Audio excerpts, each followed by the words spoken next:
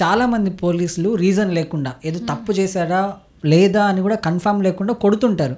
అలా కొట్టే రైట్స్ పోలీసులకు ఉన్నాయా? అట్లా కొట్టే రైట్స్ పోలీసులకు లేదు. Section 166, 330, 331 red with 34 and 35 of 1860 ప్రకారం ఈవెన్ ఆర్టికల్ 311 బట్టి కూడా ఏంటంటే ఇది ఇల్లీగల్. అంటే ఏ పోలీసులు కూడా చట్టం చేతిలో తీసుకొని అవసరం లేకపోయినా బయట కనబడగానే టకటక కొట్టడం అలాంటివి చేయడానికి ఉంటుంది. ఒకవేళ అట్లా కొడితే మీరు క్వశ్చన్ చేయొచ్చు.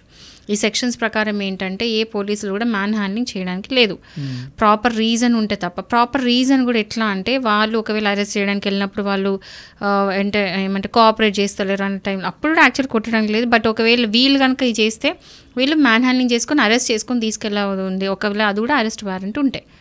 సో ఇలాంటివి అన్నీ ఎవరైనా సరే పోలీసులు వచ్చి మిమ్మల్ని ఉట్టిగానే రీజన్ లేకుండా కొడితే మాత్రం యూ క్యాన్ క్వశ్చన్ దెమ్, ఎందుకు కొడుతున్నారు.